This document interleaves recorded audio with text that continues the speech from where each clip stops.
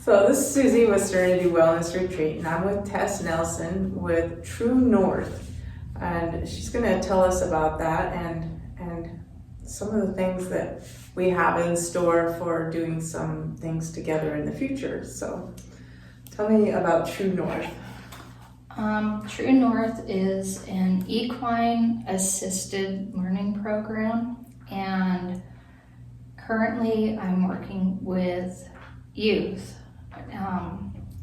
but eventually it's going to go further and work with veterans and women and other people that have had some significant trauma, because we have trauma-informed learning and practices in place. I have a trauma certification along with 32 years of teaching experience, and so taking those things and making it experiential with the horses makes it so authentic and real that it sticks and it makes a difference. And I just got goosebumps.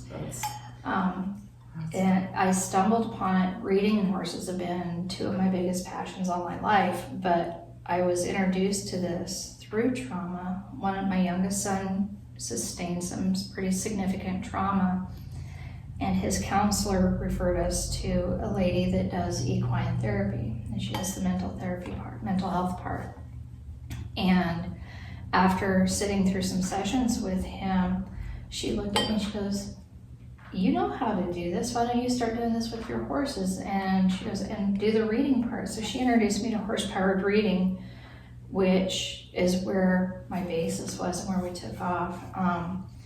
I did my first practicum and saw the difference it made with my practicum student. Things that he had worked on for 6 weeks in a classroom that didn't stick.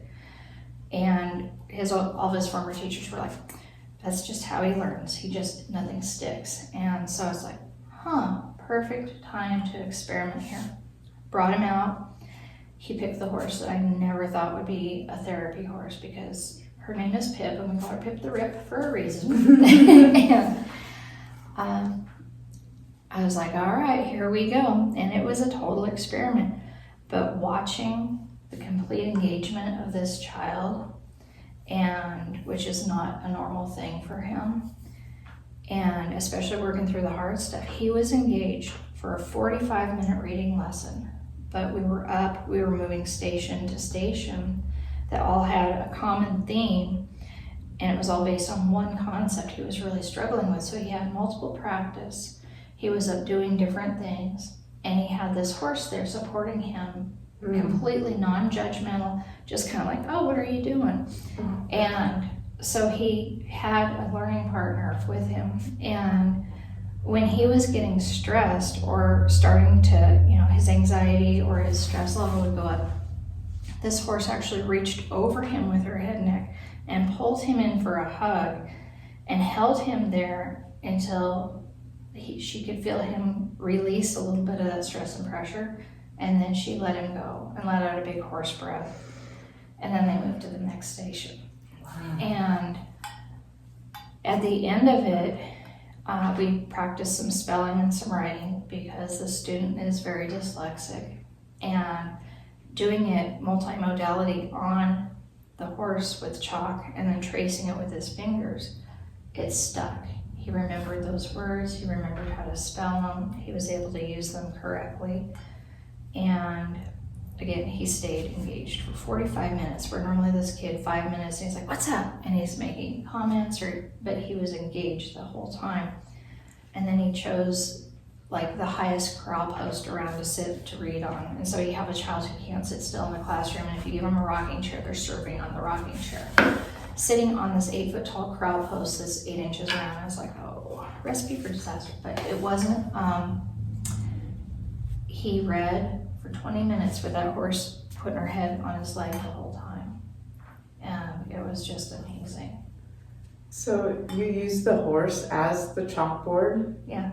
If you get sidewalk chalk wet, it will actually write on the horses. And so the kids are getting that tactile from writing, but they're also feeling the horse hair underneath as they're writing it.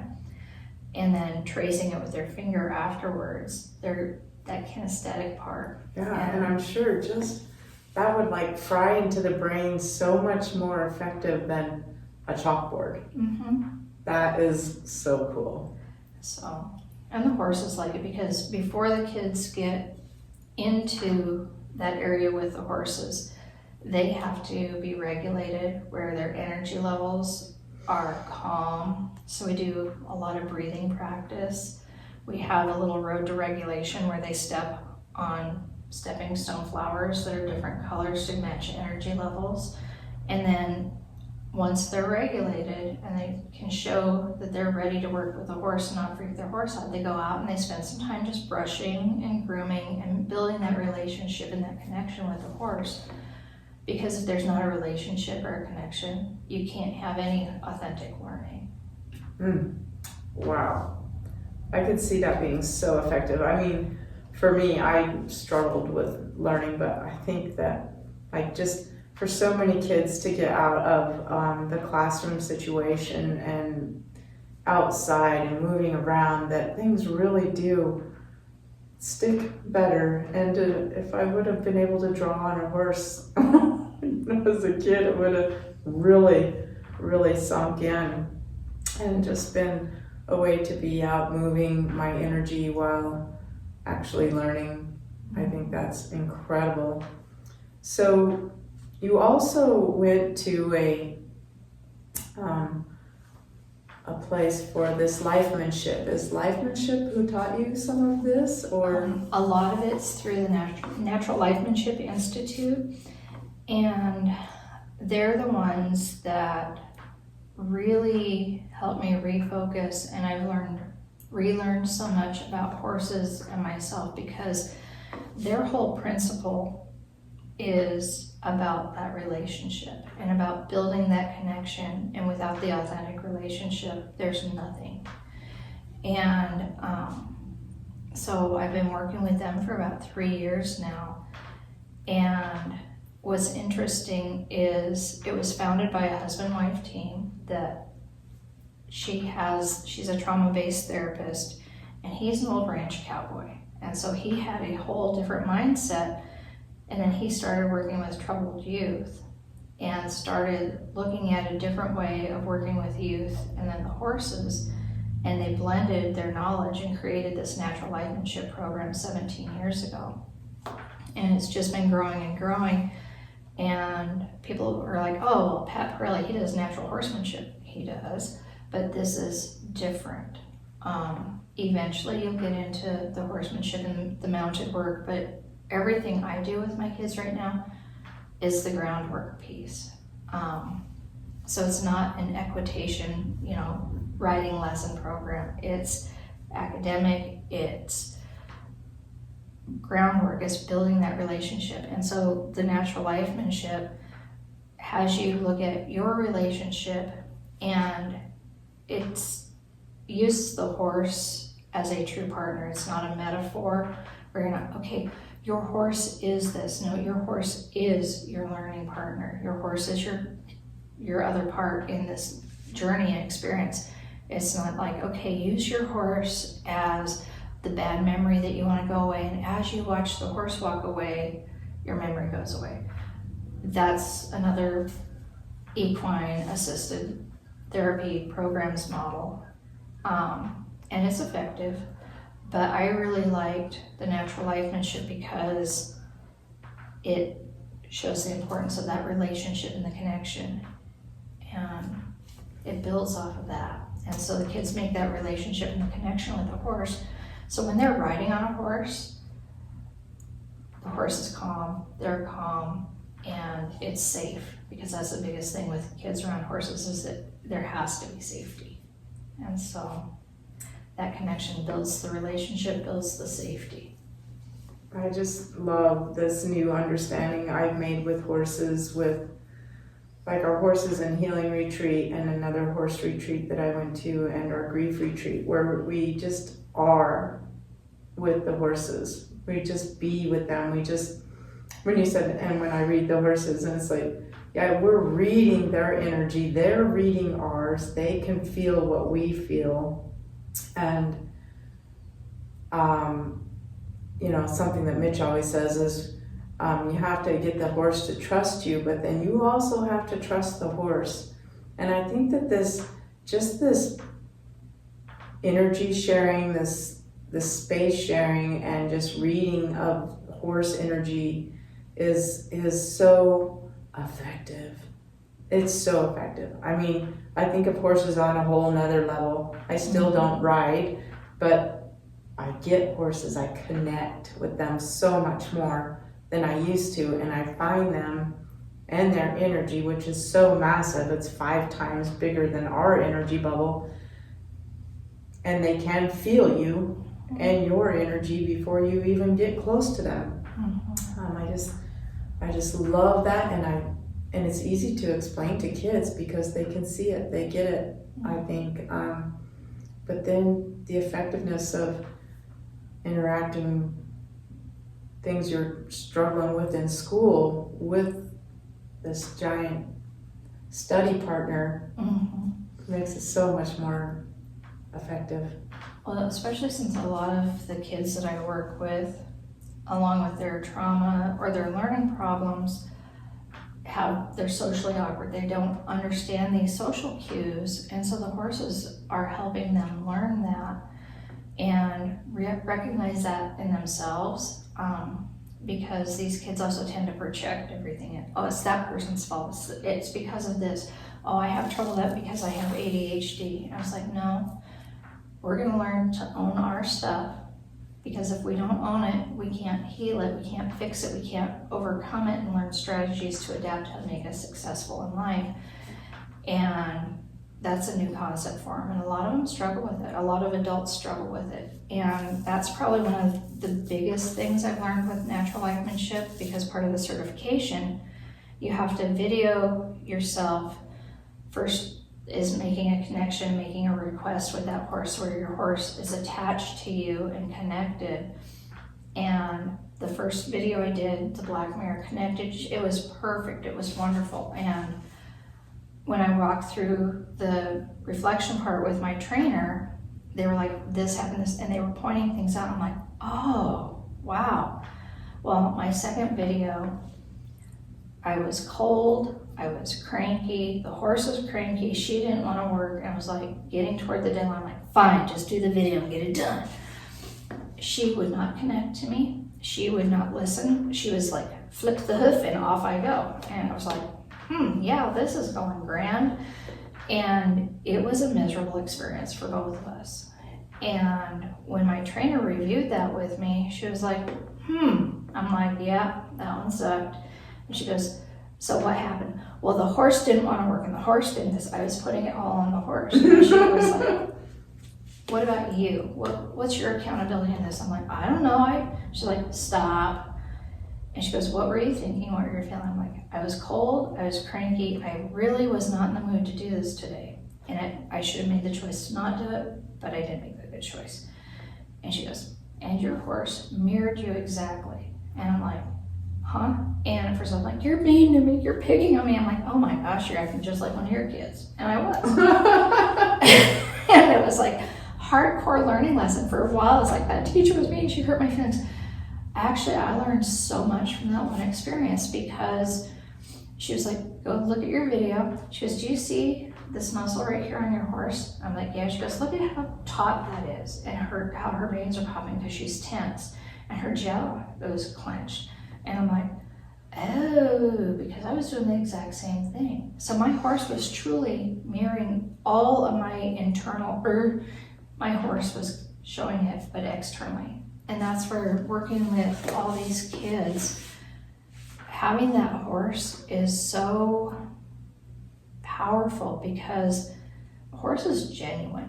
They're real. They're no BS. They're no garbage. They're authentic. And people aren't. I've had kids that have worked, my own children that have worked with numerous therapists and been able to play that, nope, I'm fine, everything's good. And I work with kids like that. And so if you have somebody who is a master at, no, I'm good, and they can present really well with holding all the internal stuff down in, a lot of therapists can be like, oh, okay, and oh, look at the progress we're making, this is great. But the real learning and healing isn't happening because that person isn't being authentic. Your horse will call you out every single time. Going back to that student I had, he was like, nope, I'm fine, everything's good. I'm like, I'm gonna throw the bovine scat flight on that one, buddy. He was like, what? And I said, look at your horse. Look at how her eyes and her ears, she's detached. She is not connected to you anymore. You've lost that connection. And look at the tension lines here. And look how she's not paying attention to you. She called you out and you didn't even know it. He's like, oh. So we went back. It'd be great if we could all have a detector like that beside us and then be able to read it even. Yeah, and so they read the kids, and so I'll be watching the horse and be like, yeah, no, we need to redo this. Well, why? I'm like, because your horse called you out. A workshop that I was able to help with one of my friends, she was working on a letting go thing with people. And one of the clients was like, nope, I'm done, I let it go. And his equine partner kept stepping in front of him and turning him back. And she did that like 4 times. And we're like, you haven't let it go. Well, I have. Your horse is saying otherwise. And he worked on it and finally let it go. And the horse stepped aside and he moved forward. Wow. And it's incredible what they pick up on and what they teach us. We just have to listen.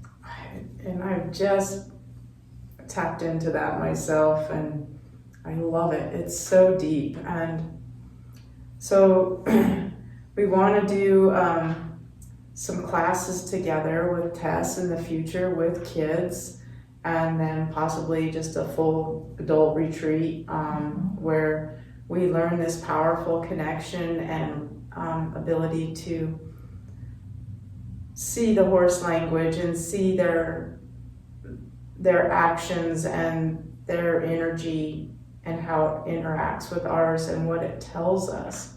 It's so amazing.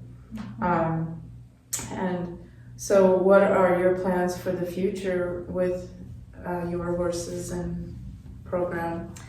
One of the things that I really want to do is get more and more kids and their families out there working with the horses and making that connection and realizing how just therapeutic that rhythmic motion of brushing a horse is and how regulating that is and how that would open the channels between the parents and their kid to be able to communicate and talk, or being together in an activity that's not a video game.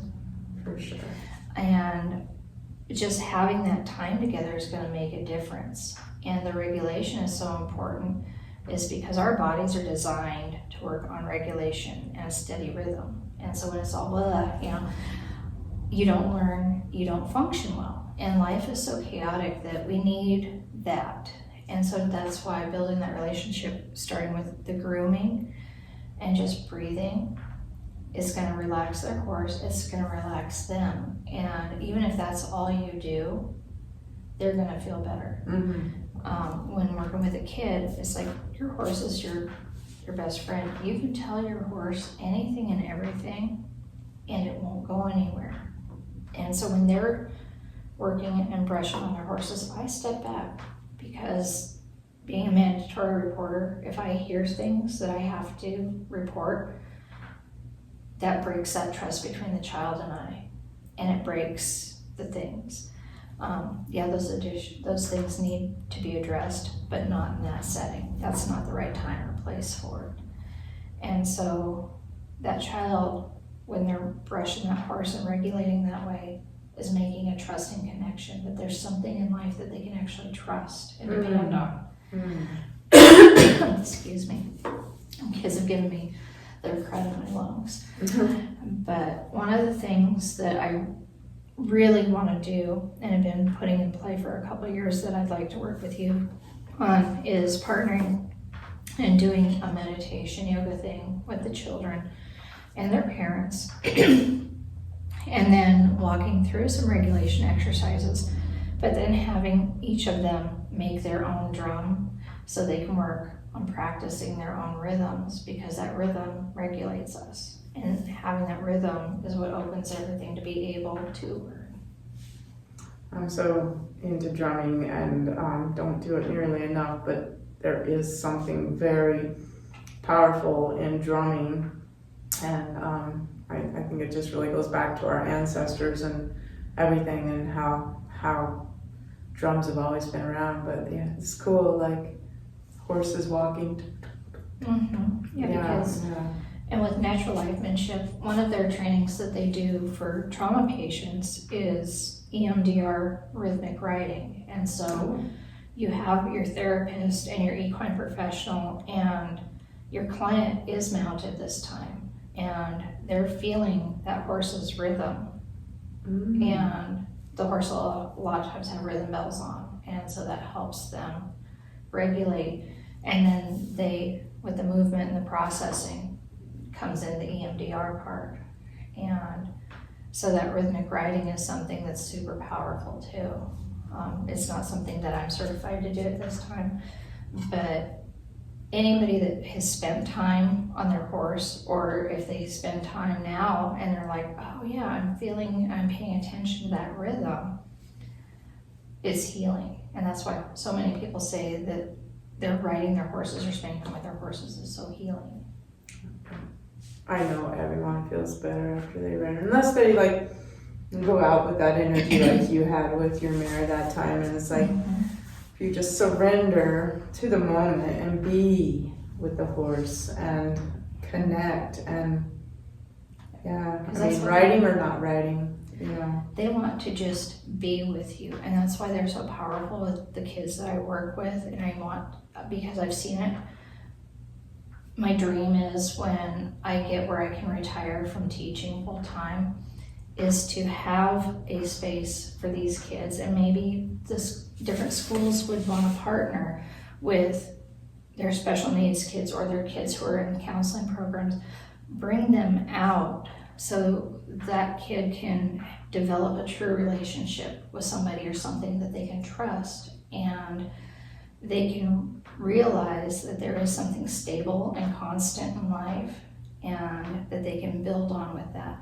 And then keep the academic part for the kids who need to read, write, math.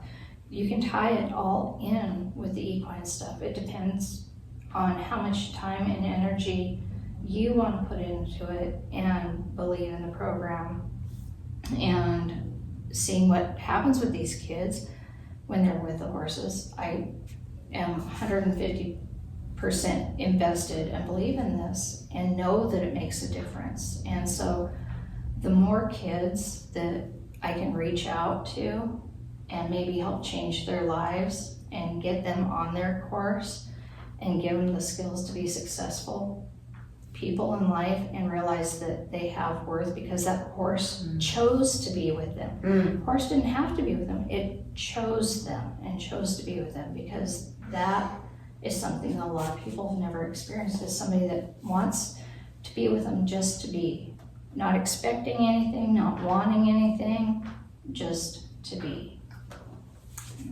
This week I went out to a friend's house who had 17 horses, and there were probably 8 of us adults and not very many horsey people. Just the gal with the horses really is the most advanced, with horses, and we were just out there to pet them. But it was amazing to really watch the horse just come up and pick a person. I was like, that horse picked you, Mike, and the interaction was just so sweet when they realized they've been picked by a horse. So cool. Well, I'm so glad that we took this time to visit about this super cool program that we're going to be putting together for the spring. Maybe during spring break, we'll find out when that is, and have a little mini retreat with some kids and horses. And through the summer and through the fall, and the more that we get our property developed and the infrastructure to do these things, the more I'll be able to do. Yeah. And the more we get done out there, things will settle down so I can bring stuff here and do more things here too. Because your desensitization obstacle course that Mitch has that he uses with horses would be an amazing experience for the kids and their learning partners. The opportunities are endless for the whole population in our area. Yeah, we're all so fortunate that we do have horses nearby. You know, people in the cities, they'd have to go so far to get some horse interaction. We're so lucky. They are medicine. I saw it with Mitch's stroke, and I can, now that I know how I feel better when I'm with them. So, well, thank you so much. Thank you. And we'll, do you have a website? I don't have a website yet. I have my personal Facebook page. I'm not technically educated. I can shop well and email well, and that's about it. So that's one of my growth areas, is building a website and being able to get more information out, because right now I'm limited to the kids that I work with or through other people, other teachers in other districts. And so the more information gets out there, the more likely I'll be able to touch more kids, and indirectly through with them, their parents, because when a parent brings a child out to work, it's not drop your kid off and see you in a couple hours. They need to stay there so they see and understand what's going on, and just by proximity, they're going to start picking up on things. Mm-hmm. And it's, just watching all of that. I can just watch the horses work when Mitch training and things like that. I can just watch that all day. So great. Well, I foresee this really taking off. Like, I was thinking about it a lot during meditation today, and just hoping that your dreams were all wrapped around that. And the whole meditation this morning, it was opening and focusing on this goal and this dream and the difference, not just in my life, but so many other lives it'll make. Yes, and that you want to share this knowledge. I love that most everyone that I've interviewed, they just want to share, and that's why I do these interviews, so we can all share. So, all right, well, thank you, Tess. Thank you. We'll put some information on the link below, how to get in touch with Tess, and then maybe get on some emails here, so when we have our retreats together, you can find out about it in advance. So, all right, thank you very much. Namaste.